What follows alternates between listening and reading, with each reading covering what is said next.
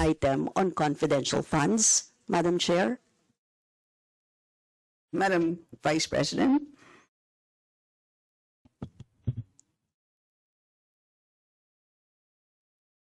Madam Chair, that is the subject of Supreme Court cases.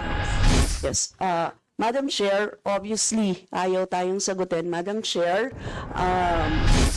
Our answer, nakalagay doon sa aking opening statement, we cooperate with all the audit actions of the Commission on Audit. So, lahat yan sinasagot namin sa tamang venue. Was granted the amount of 125 million for the confidential expenses for 2022 despite having no provision for a line item on confidential funds, Madam Chair? Madam Vice President.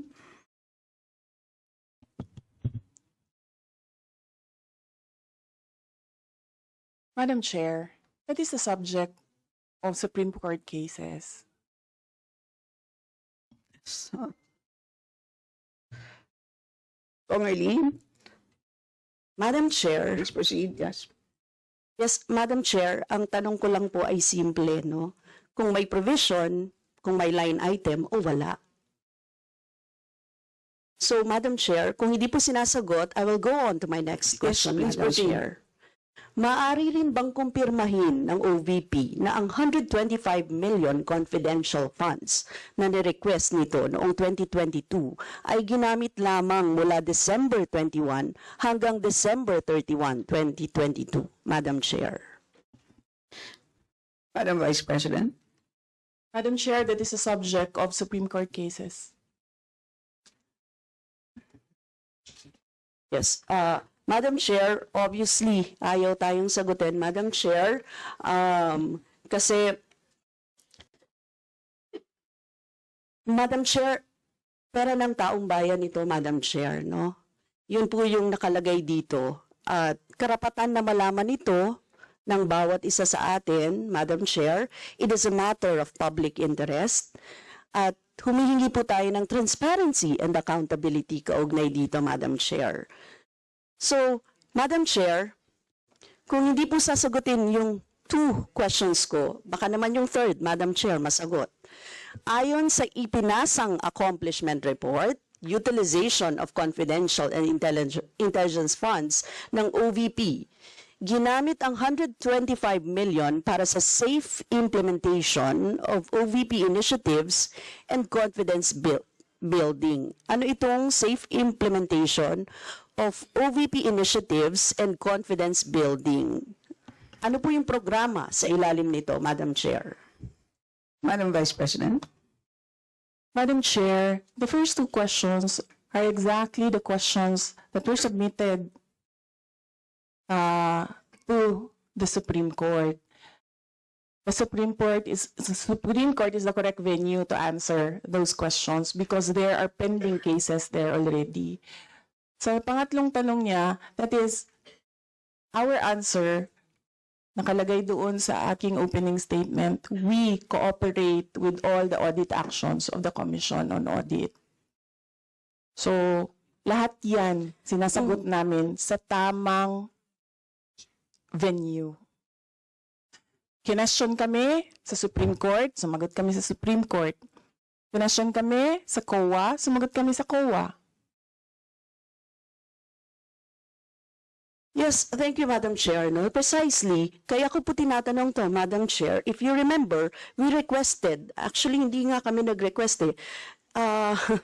Nag-request kami na isabina doon sa Stacom yung audit report because we would like to be appraised doon sa nilalaman, Madam Chair. Kaya po tayo nagtanong. And since the VP is saying na merong Supreme Court, may we have a copy, Madam Chair, of the Supreme Court, no, na kanilang kaso, Madam Chair. Pwede ba yun i-disclose sa atin, Madam Chair? Please, do you have a copy of that, Madam Chair? Of course not. I am not the Supreme Court. They should request doon sa Supreme Court. The Honorable Eileen Brosas. Proceed, please. Thank you, Madam Chair. Obviously, ayaw tayo sagutin, no? Kaugnay sa ating mga hiling at sa ating mga katanungan, Madam Chair. Dapat po masagot tayo, no? Very specific kung ano yung ginawa, no? Sa pera ng taong bayan. Kasi pera ng taong bayan to Madam Chair. Kasi Madam Chair, sa accomplishment report na ipinasa ng OVP sa loob lamang ng December 21 to 31, 2022, gumastos ang OVP ng first 14 million para sa purchase of information, 10 million para sa payment ng reward, 16 million para sa rental of incidental expenses para sa maintenance ng safe houses, 35 million para sa purchase ng supplies, 40 million para sa medical and food aid, 10 million para sa incentives o traveling relative to the confidential operations. So, Madam Chair, sa Joint Circular Number 2015-01 ng COA, DBM, DILG, GCG, DND na naglalaman ng guidelines on the entitlement, release, use, reporting, and audit of confidential or intelligence funds, hindi kasama sa paggagamitan ng confidential funds ang medical at food aid. Kaya saan ginamit ng OVP ang 40 million para sa medical and food aid? Ito ay pinakamalaking confidential funds budget na nilaan ng OVP. Kaya po dapat sagutin tayo, no, ng OVP kaugnay dito, Madam Chair. Madam Vice President, Yes, Madam Chair. In my opening statement, we said on the issue of confidential funds, we have received audit actions regarding the confidential funds of the OVP. We have submitted our responses and we assure our full cooperation with the ongoing audit. please proceed, Honorable Process. I am reiterating, Madam Chair, na ayon sa 4.0 General Guidelines number 48, the CF or the confidential fund shall be used only for the following: purchase of information necessary for the formulation and implementation of program activities and projects relevant to the national security and peace and order. So, Madam Chair, ito po yung nilalabag nun, Madam Chair. Madam Chair, rental of transport vehicles, rentals and incidental expenses, purchase of rental or supplies, 4.85, payment of rewards, uncover, prevent illegal activities, 4.87, others na authorized ng GAA, Madam Chair. So yun lang ang pinapayagan at wala po doon ang medical and food aid, Madam Chair. Madam Chair, sa next question ko po, sa date ng liquidation report, date na lang to date na lang ng liquidation report ng OVP, Madam Chair. Para sa period ng December 21 to 31, 2022, sinubmit ito noong January 10, 2023. But the certification date was January 10, 2022.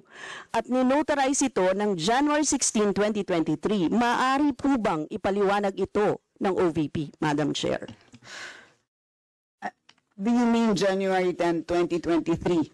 Yeah, January 10, notarize ng January 16, 2023. Yes. Yeah. Madam Vice President.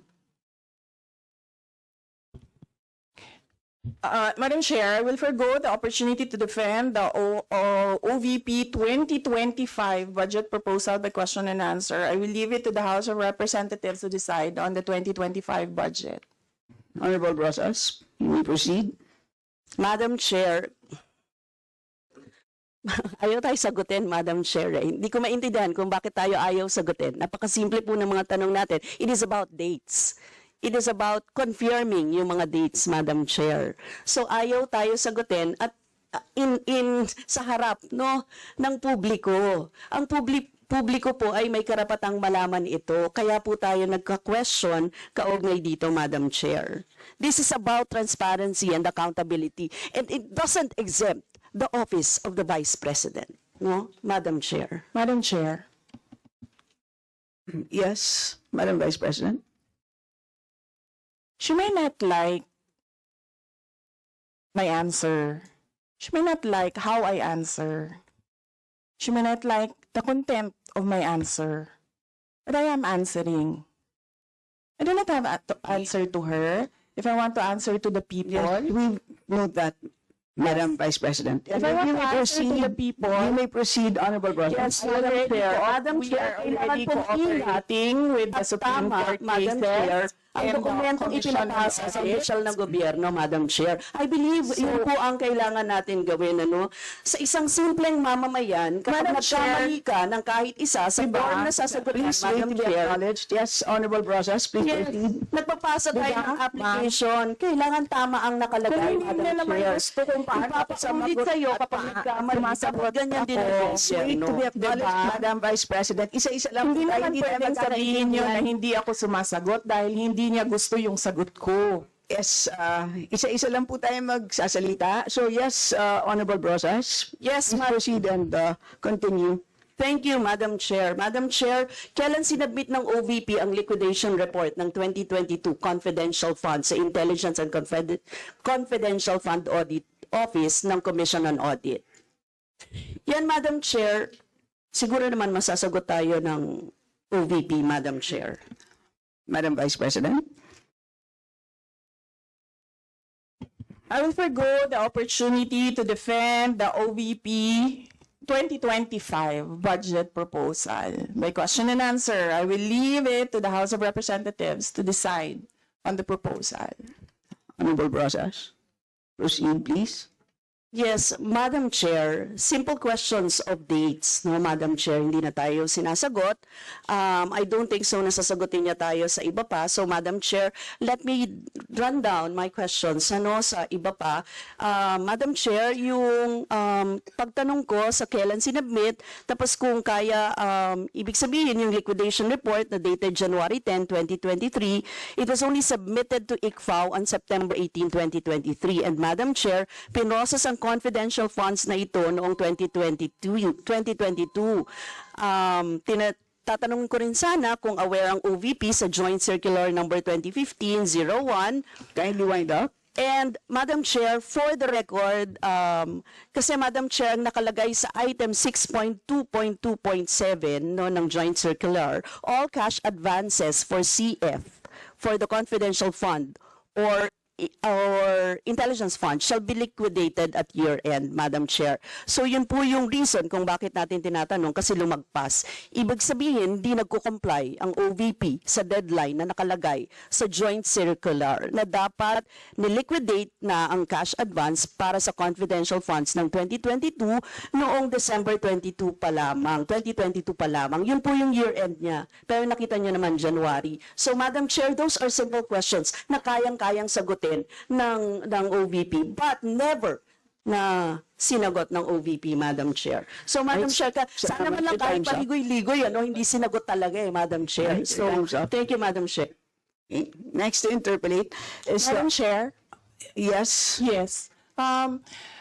Hindi po totoo yung sinasabi ni Representative Brosas na hindi ako sumagot. Hindi sumagot ang Office of the Vice President. We cooperated with the cases in the Supreme Court. There are 4 cases in the Supreme Court. And then we cooperated with all the audit actions of the Commission on Audit. Now, I will forgo the opportunity to defend the Office of the Vice President 2025 budget proposal by question and answer, and I will leave it to the House of Representatives to decide on that proposal. Madam Chair, last lang, Madam Chair. This is the Congress, Madam Matalista ka na Chair. lang sa round 2, Honorable Rosas. Yes, sasabihin ko lang, Madam Chair, na proper forum ito para malaman natin ang lahat. This is a proper forum. Ang Kongreso po ang dapat nag-aalam niya. Thank you. Ang pera ng taong bayan, Madam Chair. So, as to my question, since the Vice President also served as DepEd Secretary, in fact, wala po siyang separate basic salary nung siya ay DepEd Secretary, kaya actually intertwined din, no? Tumatagos yung role niya as VP and as DepEd Secretary. So, I have questions, Madam Chair, dun sa confidential funds for 2023 ng Department of Education, and if the resource person would want to answer, andyan naman po yung opportunity na binubukas sa kanya ng Kamara. So Madam Chair, can we confirm from the Vice President na nag-submit ng accomplishment report sa paggamit ng DepEd confidential funds for 2023 sa Senate President at sa Speaker of the House? Madam Vice President. Madam Chair, the Office of the Vice President and the Department of Education have separate mandates. The roles of the Vice President and the Secretary of Education are not intertwined. And Madam Chair, I cannot speak for the Department of Education as I am not the Secretary anymore. Again, Madam Chair, hindi pala DepEd pala ito, no? O sige, tanong mo si DepEd yan. Honorable Manuel. Madam proceed. Chair, iba na po ang DepEd Secretary natin ngayon na hindi naman nag-request ng confidential fund. Ang nag-request po noon as the DepEd Secretary ay ang Vice President. And Madam Chair, in all agencies, lagi ini-invoke national security, pag-target dun sa mga suspected na mga grupo. So yung ganong tinake on na mandato, Madam Chair, kahit originally wala naman talaga yun sa OVP tsaka DepEd, tinake on ng resource person. Kaya ngayon, hindi dapat iwasan na sagutin din yun given ang tinake on na tasks ng resource person. Kasi Madam Chair, sige kung hindi po niya sasagutin, sa accomplishment report kasi for the first quarter of 2023, nabanggit po doon na yung confidential funds ng DepEd ginamit sa counterinsurgency program, prevention of recruitment by rebel and leftist groups among students and teachers. Meron din, Madam Chair, anti-terrorism programs, including the gathering of necessary information to implement peace and order within DepEd. Pareho din ang actual outcome tsaka ang kinlaim na accomplishments, Madam Chair, for second quarter and third quarter of 2023. So, gusto nating i-present din sa committee na ito, Madam Chair, na sa mga dokumento na sinubmit din ng Commission on Audit, part po ng certification sa paggamit ng DepEd Confidential Fund ay galing sa mga military units. And Madam Chair, we have copies of those documents. Ang DepEd use of confidential funds in partnership with the 1st Infantry Division of Zamboanga del Sur, 5th Infantry Division of Isabela, 7th Infantry Division of Nueva Ecija, 9th Infantry Division of Camarines Sur. At ang mga activities nila, Madam Chair, ay mga youth leadership summits, yun po yung tawag nila doon, at mga information education campaigns. Now, can we present yung slide, Madam Chair? May pinipare po tayo as a sample sa ano yung mga pinapamahagi ng mga pamphlets sa ganitong mga di umano'y Youth Leadership Summit tsaka Information Education Campaign. Ayun, Madam Chair, ang sabi po dyan, kapag nagsuot ka lang ng flag na may nakasulat na Serve the People, di ba, Madam Chair, napakagandang pakinggan, pero para po sa DepEd, Madam Chair, ang mga nagsusuot daw ng ganon, dapat i-report sa DepEd. At bahagi po ng paggamit nila ng confidential fund ay pagpapakalat ng ganitong napaka-malicious na kaisipan, Madam Chair. And given that we already have a Supreme Court ruling na nagsasabing nakakapahamak sa buhay ng ating mga bata, mga kabataan, ang ganitong mga tipo ng propaganda, Madam Chair, it seems na para pala sa DepEd, accomplishment ang pagpapahamak ng buhay ng mga estudyante at ng mga teacher. In fact, under the now resigned DepEd Secretary, they violated their own order, Madam Chair. They have a Department Order Number 32, Series of 2019, ang sabi doon, Madam Chair, ay bawal, and I quote, schools shall not be utilized for military purposes. This includes the conduct of anti-insurgency information activities or such other related uses that may endanger the lives of learners and school personnel. So, Madam Chair, lumala yung education crisis, Yes, pero 30 seconds. yun pa ang naging paggamit ng DepEd confidential funds, Madam Chair. Next slide, Madam Chair, so we can wrap up. Ganito yung breakdown ng paggamit ng DepEd confidential funds, Madam Chair. Kung mapapansin, gumamit lang for first, second, and third quarter. Tapos, Madam Chair, bawat quarter, pare-pareho yung amounts ng paggamit, 37.5 million pesos. And this is confirmed by the audit observation memo ng COA, Madam Chair. And Madam Chair, we take note, June, July, which falls in the second and third quarter, wala pong pasok sa mga paaralan. So yung question natin, ano yung ginawa ng DepEd at bakit magkakapareho yung rates ng paggamit ng confidential funds. So ang isa sa makikita natin dito, Madam Chair, we can't deny no, na it seems ay kaduda-duda yung ganong pinepresentang DepEd na paggamit ng confidential funds. Yun na lang, Madam Chair. Salamat. Madam Vice President. Yes. Madam Chair, the invitation for this budget hearing was the budget proposal of fiscal year 2025 of the Office of the Vice President. I request that the questions, Madam Chair, be related to the subject of the budget hearing, which is the OVP 2025 budget proposal. And Madam Chair, you will allow me this because you allowed him to speak about DepEd, which is not related to OVP. According to Kate and Ida, the former secretary of the CPP-NPA's Sub-Regional Committee 5, revealing concerning associations of Representative Raul Manuel with the NPA units in Southern Mindanao, alleging that he visited Madam Chair, point of order. City Bolo, Barangay Daguhoy, Talingon, Davao del Madam Norte Vice in President. 2017, and his alleged connections with the CPP-NPA coupled with the recruitment activities involving Kabataan Party List. Rendell, who was missing for 11 months and Madam came Chair, home point of in a order, Madam coffin. Chair. And came home in a coffin. Yung sinasabi po ng ating Vice President ay allege. So, ang ibig sabihin niyan, marites or galing yan sa chismis. Okay, so, hindi natin galing po pwede, ito sa Madam NPFL Chair, Kapag. ang Office of the Vice President. Let Chair rule. So yes, we will take note of the request of our Madam Vice President. Let's stick to our topic. Okay, so with that, we shall proceed to our next member.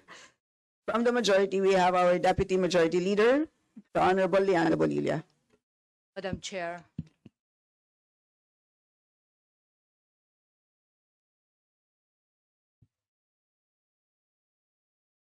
Sinasabi po dito ng COA na the OBP nag-disallowed po ang amount of 73 million because of the non-submission of documents evidencing the success of information and or surveillance activities to support the acknowledgement receipts for payments, so on. Ibig sabihin po nito ay sinasabi po ng COA na ang purpose for which that confidential funds is intended for ay hindi po na-achieve. Diga po. So kaya po nililinaw natin ito. Dahil gusto ko nga po na bawat peso na ilalagay natin sa pondo ng gobyerno ay sigurado na nagagamit ng tama at hindi nasasayang. Pero dahil po dito sa findings sa itong ng COA, lumalabas po may nasayang na pondo. Ngayon, ginagalang po natin ang ating Vice Presidente na hindi sumagot sa mga katanungan kung hindi po siya komportableng sumagot. Pero gusto ko rin pong itanong na nung mag-submit po sila ng liquidation of cash advance, ano po ba ang naging sagot ng COA dito? Madam Vice President. I think that question is best asked directed to the Commission on Audit, not to the Office of the Vice President. Madam Chair, this is an example of the point of order raised by the Honorable Macapagal Arroyo. The issue that the issue that you are taking up is in the budget of 2023. Now, if you want comparative, you compare 2024 and 2025. Sa 2024, wala nang confidential funds.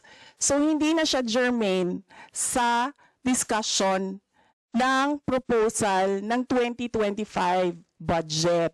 Yan yung pina-point of order kanina. Exactly kung ano sinasabi niya. Yes, Madam Vice President, noted, but we have already ruled on that point of order introduced earlier, which is that it was not taken and it was already explained. So please proceed, ma'am. Madam Chair, ako po ay hindi nagtatanong po tungkol doon sa comparative. Ano po, ang gusto ko lamang pong maging malinawan po ay yung sinasabi ko po, in fact, ako po ay may isasubmit at po propose sa bill about impact institutionalizing impact evaluation, especially for the big ticket projects of the government. Kasi mahalaga po ito. Pag tayo po yung nagprepara ng budget, dapat we set a direction, and we cannot set a direction without looking back at what we have done in the past. Yun po ang aking punto dito. Hindi po ako nagko-compare. Ano po, yun lamang po ang pinupuntos ko. Anyway, Madam Chair, lumalabas po, dahil po ng may notice of disallowance, ay hindi po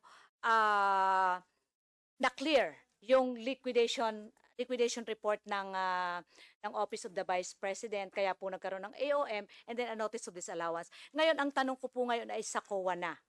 Kung sasagot po tayo ng COA, Madam Chair, kasi po, sinabi po niya kanina, nilinaw po niya kanina, nag-issue nga sila ng notice of disallowance, pero hindi nangangahulugan na may illegal o maling ginawa. Tama po baga? Ano po? Tama po, dahil ito po ay appealable pa at hindi pa ito final. Tama po? Ask Juliano. Apo, nung nag-issue po na notice of disallowance, ibig sabihin mo may nakitang problema yung auditor. Hindi compliant siya sa COA audit rules. But ang sinasabi po namin, hindi pa po final yung determination ng auditor kasi may level pa po yan ng appeal sa Commission proper and then sa Supreme Court. Okay. Pero gusto Saka, ko kung ma-affirm lang po yung disallowance, doon lang po masasabi na tama talaga yung evaluation ng auditor. Pero bakit po ganito ang sinasabi sa Memorandum Circular 2015-01? Ganito po dinefine ang notice of disallowance. Joint Circular number 215.01 at 3.19 po ito. Notice of disallowance refers to a written notification to the head of agency and the accountant informing and requiring the person liable to restitute the amount of confidential fund or intelligence fund disapproved, disallowed in audit either in whole or in part as a result of illegal, irregular, or improper disbursement expenditure of such fund. Ito po ang definition ng notice of allowance. Pero notice of disallowance, nag-issue po kayo ng notice of disallowance. Ito po yung definition do sa joint circular ng notice of disallowance. Tama naman po yung definition. Yan din po yung definition under PD 1445 or the State Audit Code. Yun po kasi yung notice of disallowance, meron po yung 180 days